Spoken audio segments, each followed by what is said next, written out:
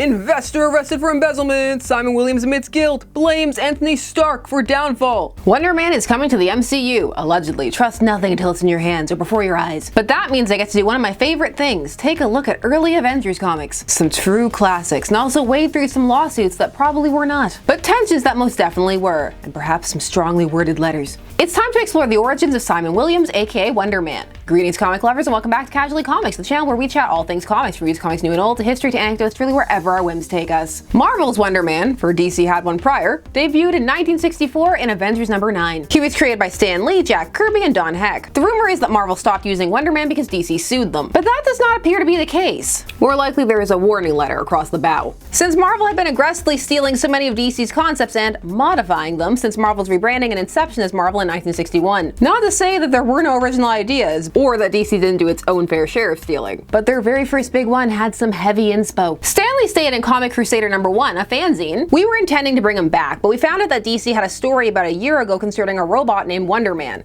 I myself never saw or heard of him. The head of National Comics wrote to us and informed us of the fact that he had already used the name Wonder Man. We did not want to use anyone else's name, so only for that reason we are not bringing Wonder Man back. And besides, we can't because we don't copy anymore." Emphasis on anymore. When they say bring him back, it's because Wonder Man dies at the end of his issue. Dies. Get excited for that. What's funny is the aforementioned DC Wonder Man also died at the end of his first appearance. He was featured in the comic Superman 163 from 1963. We did a whole video on it way back in the early days of the channel. There are also some story similarities in between these two, and we'll get to them. In the Superman story, it basically runs as follows. In that story, one of Superman's robot duplicates, Ajax, gained sentience, and after awakening from a mission gone wrong, found he had been transferred into a human body, and is seemingly working with the Superman Revenge Squad to take down Superman. Of course, at the end, he betrays the squad and helps to save Superman, and then dies for plot convenience, for the body was only meant to last a few days, because they figured it only take a couple of days to take down Superman. They were confident. And then after that, they wouldn't want Ajax around, or Wonder Man. And then you got a great tombstone. Wonder Man, formerly called Ajax. He was born a robot, but he died a man. So DC didn't seem to have any firm plans to do anything with Wonder Man or the name, and Marvel was always looking to find a way to quickly secure some easy copyright. So there's potentially a lot of behind the scenes happenings. But for the time, they let it go. So let's take a look at issue number 9. Then sort out some of the kerfuffle that followed, and of course discuss Power Girl, because allegedly she's part of that kerfuffle. Now, unlike the DC cover, which is very Silver Age, Wonder Man is there, but the focus is who is this hero dethroning Superman? This Marvel one is screaming at you to acknowledge Wonder Man. Witness him! Marvel proudly introduces Wonder Man, the newest, most dynamic, surprise character from the world-famous House of Ideas. Ignore that he has the same name as a character from a rival company that shan't be named, who you probably don't remember because he was in one issue and died. That costume is a look though. All things considered, they didn't modify it too much as time went on. The top hat goggle combo left, which is a good thing in my opinion, and the color scheme changed. I love how the Avengers are meant to be staring at Wonder Man in concern, but Giant Man just looks like he's trying to figure out his latest excuse to not take Jan on a date. As you can see from Executioner, Enchantress, and Baron Zemo being on the cover, Wonder Man debuted as an antagonist, a role he would years later flirt with on certain occasions. The coming of Wonder Man. This teaser page is actually depicting Captain America mid-hallucination that he's attacking Baron Zemo. Cap had some severe complex PTSD in the early Avengers issues. He is not okay, and Rick Jones wearing Bucky's costume is not helping. It was merely a hallucination. You dwell upon the Zemo too much, my friend. It must be noted that the art in this by Don Heck and Dick Ayers is really good. There are a lot of really emotive and evocative panels where the emotions of the characters just leap off the page. There are also panels with Enchantress lounging about looking as hot as possible because she's the Enchantress. Her, Zemo, and the Executioner were thrown into a space warp by Thor back in Avengers number 7 in a ship. But Enchantress is able to cast a quick spell and get them back to Earth. I really like this spellcasting panel. It's trippy. Not Doctor Strange level or anything, but still cool. So they go to Zemo's fortress in the Amazon jungle. And Enchantress and Executioner, they want to be a team, and they want Zemo to teach them the ways of the Earth people. Cause who better to teach you the blend than a Nazi with his mask super glued onto his face? Zemo doesn't want to do any of that. He wants to destroy Captain America.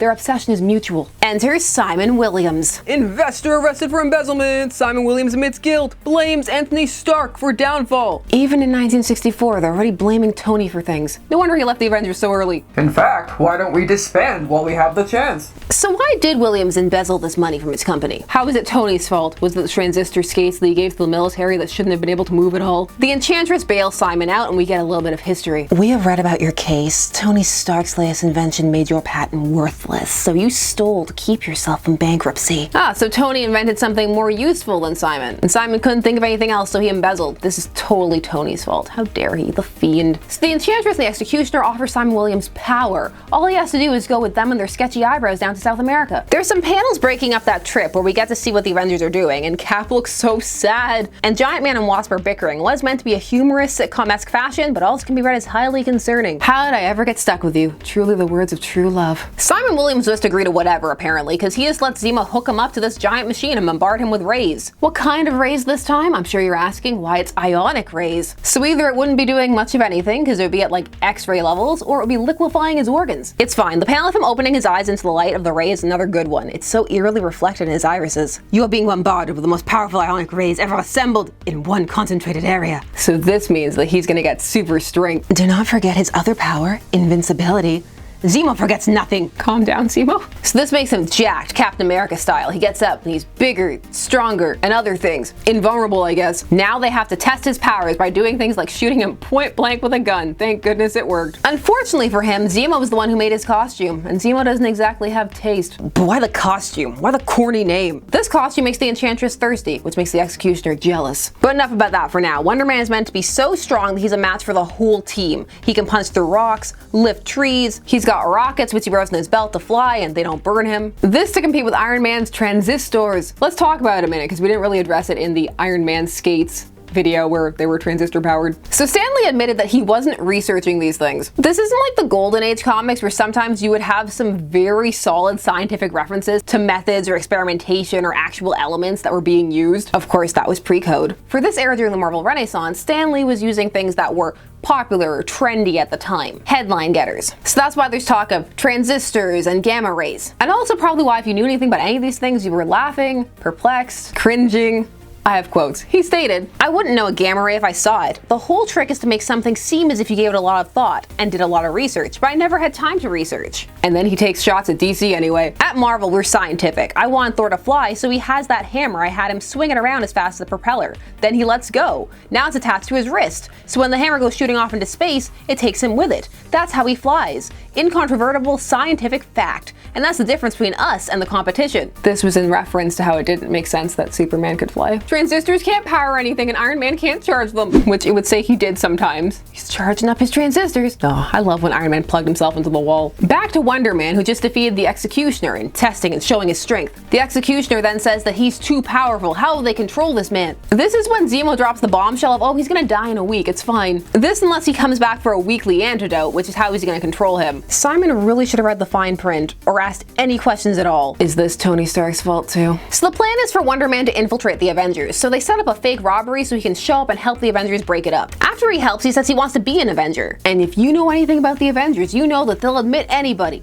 except for Spider-Man, even in 1964. They let Spider-Man in eventually, but my word does it take a long time compared to other people. Captain America is the only one with serious questions for Wonder Man, but Enchantress, who is watching, just plants the suggestion in his mind that Wonder Man is dying of a rare disease, giving him double motivation to want to be there. And it's also kinda true, so props for making it credible. In fact, Wonder Man doesn't lie a lot. He says he was in South America, got captured by Zemo, who experimented upon him, but he escaped and decided to be good. The whole team tries to help out, researching in their areas of expertise. Rick Jones even enlists the help of the Teen Brigade to take out books from the library. But Wonder Man launches Zemo's plan, kidnapping the Wasp and then pretending he was captured himself so that everybody converges. Zemo captures Iron Man with a giant magnet, which is amazing. More people need to do that. So they fight, and it's nice, dynamic. Everyone gets something to do in this one. There's also a note here about how the team doesn't know each other's secret identities. This is to explain why Iron Man doesn't help Thor when he sees his hammer just laying around. Not that he could have lifted it anyway. The villains win, but now Wonder Man has guilt. They were so nice to him. They were trying to cure him. So he turns on the villains and aids the Avengers and then dies.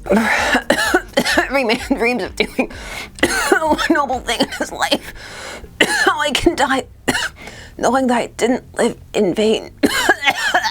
He was a strange mixture of good and evil. I mean, not really. The end! So on the whole, this is a fun, solid story with some nice individual moments for the individual Avengers. And they do work cohesively as a team, which is saying a lot, because a lot of times these early stories they do not. The Wonder Man betrayal, while quick, is interesting, and there's some nice machinations on the villain's part, and it comes together well. There are similarities to the Superman 163 story. The structure of the story is almost identical, although the details vary, and some sections take longer than others. While we get to see the origin of Wonder Man from the start, so are in on the fact that he's tricking them, the beats are essentially the same. New hero arrives on scene, helps hero is initially suspicious but is assuaged. This part takes longer in the DC version. And there's also some, of course, trying to steal Lois Lane and other DC-isms put in there. The villain is working for the hero's enemies, goes so far as to actually defeat the hero, then betrays the villain and dies. They even die on the same panel structurally. No nice tombstone for Wonder Man though. Some retcons years later though. There's just something significant when you have a quote out there that says, "We don't copy anymore." It makes you look for copying. The thing is, the reappearance of Marvel's Wonder Man is muddy. It was stated that there were always plans for Wonder Man to return, and you can see seeds of that here. The redemption, how much detail they went into as to what he could do. His reappearance is said to be because of DC introducing Power Girl in 1976. There are some Stan Lee quotes for days in this video. I'm pretty annoyed about that. I've got to ask the Marvel lawyer. She's supposed to be starting a lawsuit about that, and I haven't heard anything. I don't like the idea. You know, years ago we brought out Wonder Man and DC Comics sued us because they had Wonder Woman, and I said, okay, I'll discontinue Wonder Man, and all of a sudden they've got Power Girl? Oh boy, how unfair. The thing is, it doesn't all entirely line up, nor is that quote, which contradicts the one earlier in the video. Wonder Man had first technically reappeared in Avengers 58, this in 1968, now with a retcon that the Avengers had saved his mind to a computer for reasons. This is actually part of facilitating Vision's original backstory of being created from Wonder Man's memory engrams, which would later be retconned and also partially left open. In 1972, he would be seen in a coma, and then in 1975, in Avengers 131 and 132, he would be revived by Kang the Conqueror. He brings together a League of the Unliving, created from people who had died battling the Avengers or with them, and plucked them from before their death. But that was January and February of 1975, full year before Power Girl debuted in 1976. Unless they were just kind of using the character sparingly and he was just popping up here and there, but not a serious member of the universe, and then when Power Girl got established as a core member of a team, they brought him back properly. Because they do fully revive the character in Avengers Annual number 6, and that was in 1976. Potentially a retaliatory revival. He comes back at that point with his full faculties, whereas before he was kind of zombie-esque. Or sorry, it's Marvel, Zubembi-esque. If that's the case, it's pettiness all around for everyone, at all companies. Because if that quote is to be believed, the salt from having to shelve Wonder Man would have been lingering for almost a decade. Which, given the comic industry and just media in general, I can fully believe. Wonder Man never exactly set the world on fire, but he does have fans and did have some moments. He even had a fan favorite thing going on with him and Beast. And there were points where he was integral to canon, and there were several spots one could pull from and dump him into the MCU with, which does its own thing anyway. They'll change entire power sets if it suits them. Personally, I'd like to see a cool take on the Avengers team. A team who feels the Avengers do more harm than good, so they set out to stop them. Even though they already use that name differently. I doubt they'll have him date Carol with how that's going in the MCU. Still, we'll see. Time will tell. Time of recording will be to nothing. Are you a fan of Wonder Man? How would you bring him to the MCU? Would you? Do you think he was brought back because of Power Girl out of spite? Do you think his first story was a ripoff or reskin of the first Wonder Man's? Or do you feel the similarities are just because it's a common story of the time? Tell me things down below. While you're down there, please follow the YouTube things. Like, share, comment, subscribe, and hit the bell notification so you never miss a vid. Thanks so much for taking this time out of your day spent discussing comics with me. I always appreciate it, and I will see you again soon. Bye-bye.